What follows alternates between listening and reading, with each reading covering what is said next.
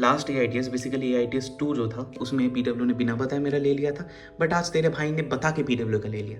Top 10 यानी मेरे event chart. Anyways, मजाक से हट के मेरे एक्सपेक्टेशंस के काफ़ी बाहर, मतलब काफ़ी अच्छे नंबर आए, मतलब जेन्युइनली, मतलब मैं मजाक भी नहीं कर रहा हूँ। मेरा जो सेकंड चैनल जहाँ पर मैंने ये सीरीज़ डाला था 14 दिन का AITS 3 प्रिपरेशन का, उधर मैंने इस वीडियो में आपको प्रॉपरली बताया कि भाई तेरा भाई डिस्पर्शन में चला गया था। मजाक करके, मजाक नहीं कर रहा हूँ, एक्चुअली मैं स्ट्रेस आउट हो गया था। एंड एनीवेज, कल इसी चैनल पे व्लॉग आने वाले, exam vlog, and you can definitely check it out. भाई हेटर्स को जो मैं लेने वाला हूँ, क्योंकि मुझे पता है नेक्स्ट टेस्ट में इतने नंबर नहीं आने वाले, तो भी आए तो हेटर्स को तो लेने वाला हूँ, इतना तो लिबर्टी मेरे को दे दो। एनीवेज, नंबर की बात करें तो बहुत, मतलब मेरे एक्सपेक्टेशन के बाहर नंबर है, मैं मजाक नहीं कर रहा हूँ। एक बार मैं लिंक वगैरह क्लिक करके दिखा देता हूँ, क्योंकि कुछ लोग मानसिक तौर में से इवोल्यूशन में पीछे रह चुके हैं, तो उनको दिखाना पड़ता है कि भाई ओरिजिनल है। सो ये लिंक क्लिक हो रहा है एंड रिफ्रेश करके दिखा देता हूँ, ताकि आपको और डाउट ना हो। एनीवेज, अगर मैं ये देखो attempted and let me check, और ये मेरा ही अकाउंट है, दिख रहा है आपको, and let me check my marks. हाँ, क्यों शाने, मुझे पता नहीं था तुम मार्क्स देख के भाग जाएगा। नहीं बताने वाला मैं मार्क्स, बताऊंगा बाद में बताऊंगा। पहले इतना जो मैं लिख के रखा हूँ सब्जेक्ट वाइज टेस्ट का एनालिसिस जो मैं करके रखा हूँ, ये देख ले भाई, काम में आएंगे, मजाक से हट के काम में आएंगे। टेस्ट के ओवरव्यू के बारे में बात करें तो स्टैंडर्ड डिफिकल्टी के क्वेश्चन हमेशा अच्छा रहता है। मैं देखता हूँ कि भाई कोई भी अगर अच्छा क्वेश्चन बोले तो लोग हमेशा ये सोचते हैं कि भाई डिफिकल्ट क्वेश्चन आ रहे, ऐसे क्वेश्चन भाई जी फार क्वेश्चन आए। नहीं ब्रो, नहीं आते। तुम 2025 का क्वेश्चन उठा लो, हर एक क्वेश्चन जी फार क्वेश्चन नहीं थे। तो हमेशा अच्छा क्वेश्चन वही रहता है जो स्टैंडर्ड क्वेश्चन रहता है। जैसे मान लो एलेन का all India test, leader and achiever की बात नहीं करो अभी जो करेंटली चल रहा है, ऑल इंडिया टेस्ट एलेन का, ऑल इंडिया टेस्ट आकाश का, एंड अभी PW के AITS, स्टैंडर्ड क्वेश्चन, मतलब आसान क्वेश्चन अगर नीट में है फिर भी तुम आंसर कर पाओ, टफ क्वेश्चन नीट में है फिर भी तुम आंसर कर पाओ, ये रहता है standard question. Standard question are always the best question, आप प्रिपेयर रहते हो हर चीज़ के लिए। तो स्टैंडर्ड क्वेश्चन था एंड बैलेंस्ड क्वेश्चन था। लास्ट AITS 2 स्टैंडर्ड क्वेश्चन था बट बैलेंस क्वेश्चन नहीं था। ये वाला AITS 3 परफेक्टली बैलेंस क्वेश्चन था। सो इसके बारे में भी बात करेंगे, स्पेशली बायो के बारे में, एंड आगे जाके बात करेंगे तरह बायोलॉजी में। एंड ये वीडियो फिर भी वही, मतलब लास्ट वीडियो की तरह पार्ट डिवाइडेड है हर एक सब्जेक्ट के बारे में, ताकि आपको देखने में आसानी हो। बाकी without any further delay let's start the video. Physics के बारे में बात करें तो सॉलिड से सॉलिड क्वेश्चन आए थे, मतलब बकवास क्वेश्चन नहीं, मतलब फॉर्मूला बेस्ड डायरेक्ट क्वेश्चन नहीं थे, अच्छे क्वेश्चन थे बट डूएबल थे। मतलब अगर आप सेलिम सर, एमा सर दोनों में से किसी मास्टर से पढ़ रहे हो तो आपके क्वेश्चन तो बन जाने चाहिए। रोटेशनल मोशन के भाई मेरे को पर्सनली लगा था कि नहीं बना है क्वेश्चन, बट जो मैंने आंसर करके देखा है 3 क्वेश्चन प्रोबेबली मेरे गलत हुए। मतलब अभी तक तो डिटेल सोल्यूशन नहीं आता, वो तो बाद में आने वाला है, बाद में आएगा तो मेरे को देखने को मिलेगा। प्रोबेबली 3 क्वेश्चन मेरे कैलकुलेशन मिस्टेक हुए, उसमें से एक क्वेश्चन तो मेरा कंसेप्चुअली गलत था, एंड बाकी क्वेश्चन बन गए अनएक्सपेक्टेडली नहीं, मतलब मैं कॉन्फिडेंट नहीं था। मैं रोटेशनल मोशन के बहुत सारे क्वेश्चन प्रैक्टिस नहीं करके गया था, तो कहीं ना कहीं मेरे को कॉन्फिडेंस अंदर से उतनी नहीं आई थी कि मेरे क्वेश्चन बन जाएंगे, बट फॉर्चुनेटली क्वेश्चन बन गए। मतलब उतना भी टफ क्वेश्चन नहीं था, जैसे मान लो नीट प्रेप के फिजिक्स क्वेश्चन आते हैं, उतने टफ क्वेश्चन नहीं थे, सो क्वेश्चन बन गए थे ऑलमोस्ट। एंड ग्रेविटेशन की बात करूँ भाई, ये वो मिरेकल है। मैं बोला ना कि ये अभी एक्सपेक्टेशन के बाहर नंबर है, उसका one of the biggest reason gravitation है। ग्रेविटेशन में आधा अधूरा पढ़ के गया था, थोड़ा सा सलीम सर से, थोड़ा सा एम आर सर के वन शॉट से। एंड ग्रेविटेशन में अगर ये आपके केपलर लॉ एंड सैटेलाइट से भर के क्वेश्चन आता ना तो भाई पॉसिबल नहीं था। एंड मैं ये सोच के गया था कि भाई इधर से क्वेश्चन आने वाले हैं, बट इलेक्ट्रोस्टैटिक्स मेरा थोड़ा बहुत स्ट्रॉन्ग है, तो फिर ग्रेविटेशन के जो क्वेश्चन थे मेरे को पता था कि भाई क्वेश्चन कैसे लगने वाला है, कंसेप्ट क्या होने वाला है, एंड जो ग्रेविटेशन के यूनिक क्वेश्चन रहते हैं वो भी मैंने एम सर के जो वन शॉट था उधर मैंने देख लिया था। सो मेरे को पता था कि क्वेश्चन कैसे करने वाला है, एंड मैं फैमिलियर था, मेरे को जस्ट फॉर्मूला याद करके रखना था। एंड जस्ट एग्जाम के पहले आज ही सुबह या दोपहर को मैंने ग्रेविटेशन के फॉर्मूला ना एक रफ कॉपी में लिख के रखा था, कि मैंने एक बार प्रैक्टिस करके रखा था, कि मेरे को पता था क्वेश्चन बन जाएंगे, मेरे को बस देखना है कि फॉर्मूलाज वगैरह मेरा लग जाए बस सही से। एंड फॉर्मूलाज भी आसानी रहते हैं, ग्रेविटेशन की इलेक्ट्रोस्टैटिक से लिंक रहते हैं। सो ग्रेविटेशन के क्वेश्चन अनएक्सपेक्टेडली बन गए, एंड इसकी वजह से फिजिक्स मेरे अनएक्सपेक्टेडली ज़्यादा नंबर आ गए। मतलब ये वन ऑफ द रीजंस है कि मेरे नंबर क्यों ज़्यादा है। और अगर मैं केमिस्ट्री की बात करूं तो भाई केमिस्ट्री सेकंड मिरेकल इधर हुआ कि केमिस्ट्री में मेरे कभी भी इतने नंबर नहीं आए जितना नंबर मेरे आज के टेस्ट में आए।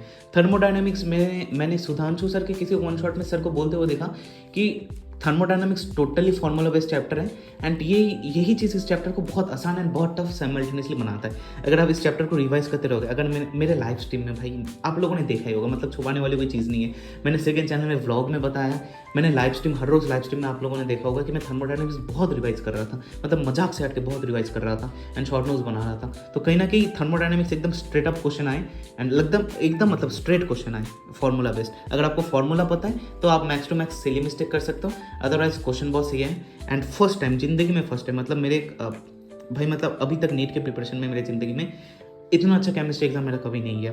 सो केमिस्ट्री थर्मोडायनेमिक्स बहुत अच्छा गया।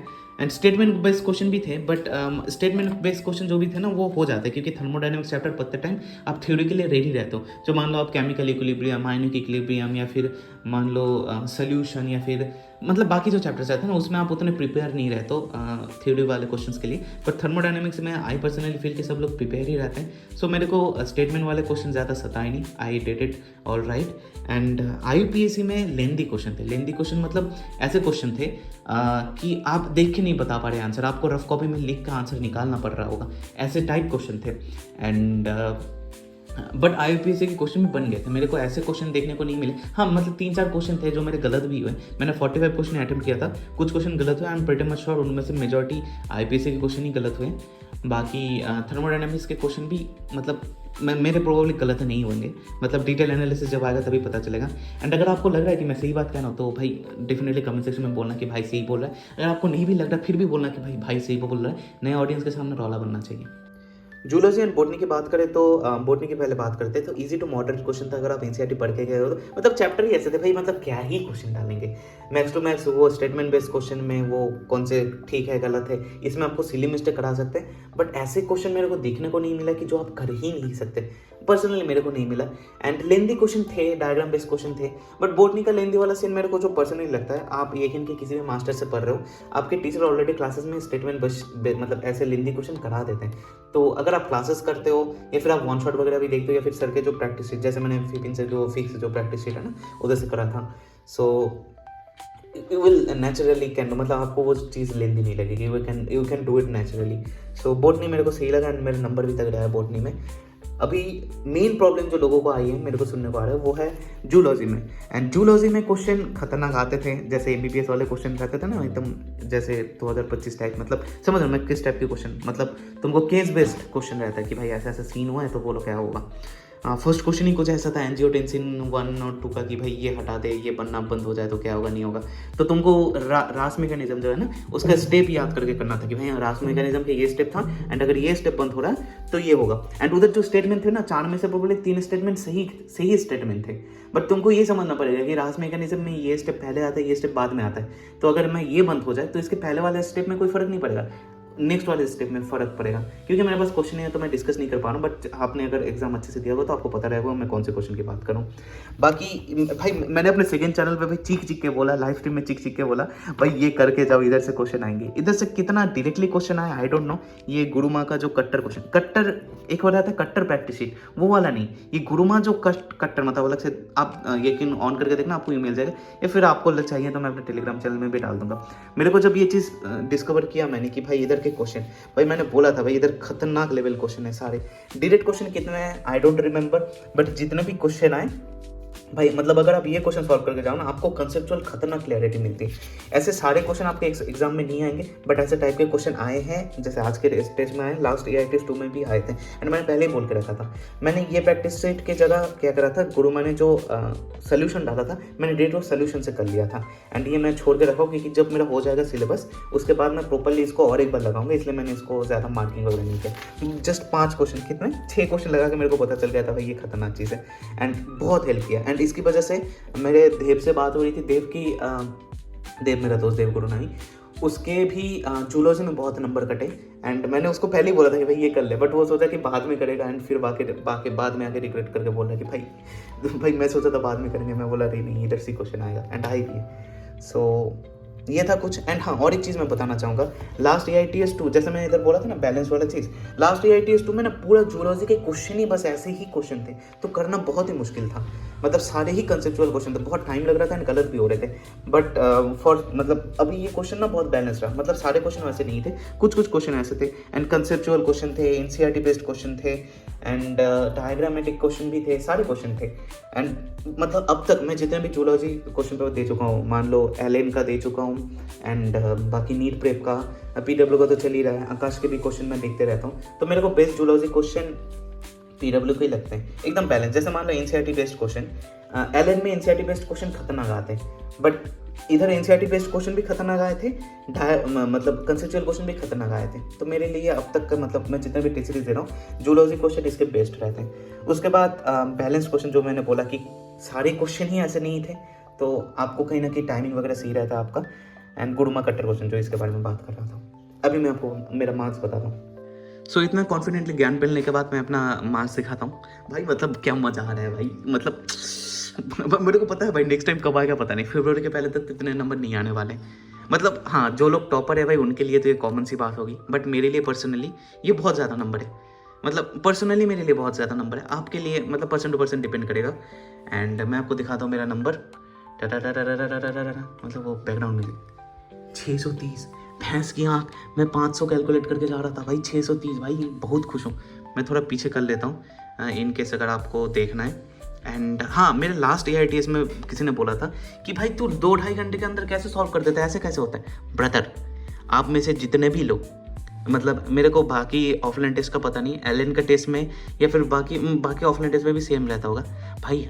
अपन लोगों को OMR फील करना पड़ता है। अगर आप ध्यान से OMR फील करो, आपको उधर 10 मिनट लगते हैं। फिर आपको सिग्नेचर करता है, उधर 5 मिनट टाइम जाता है, 15 मिनट। बाथरूम रहता है 100 किलोमीटर दूर, उधर जाने में आपका 5 मिनट वेस्ट होता है भाई। हम लोग 10-15 मिनट ऐसे ही हम लोगों का एक्स्ट्रा लगता है। इसलिए मैं बोलता हूँ कि भाई जब फुल सिलेबस टेस्ट हो ऑफलाइन टेस्ट दिया करो। ऑनलाइन टेस्ट में इतने सारे वो चीज़ मतलब वो नहीं लगते, ठीक है। ये सारे टाइम मतलब ये एक्स्ट्रा टाइम नहीं लगते, आपको OMR भी नहीं फील करना पड़ता, जस्ट आप माउस पे क्लिक कर रहे हो। इसलिए ऑनलाइन वाले स्टूडेंट जब ऑफलाइन टेस्ट फर्स्ट देते हैं भाई, उनका टाइम मैनेजमेंट घंटा कुछ नहीं होता। इसलिए मैं पहले से वार्न कर रहा हूँ, करो। एंड जिसकी वजह से मेरे को ऑनलाइन में लिबर्टी भी मिल रही है। एंड मैंने कैसे चीटिंग वगैरह किया हुआ वो तो आपको मिल ही जाएगा सेकंड चैनल में, आप देख लेना। बाकी 162 मतलब देख ही लो यार, मतलब मैं क्या ही बताऊँ, एक सेकेंड देख लो। एंड अगर मैं अभी सब्जेक्ट वाइज की बात करूँ तो ये आपको देखना है ना, फिजिक्स में मेरा है 135 मार्क्स, वही एक्सपेक्टेशन के बाहर। रोटेशनल मोशन के क्वेश्चन जो मैं एक्सपेक्ट कर रहा था गलत होगा, वो गलत नहीं हुए। एंड ग्रेविटेशन के क्वेश्चन मेरे सही बन गए।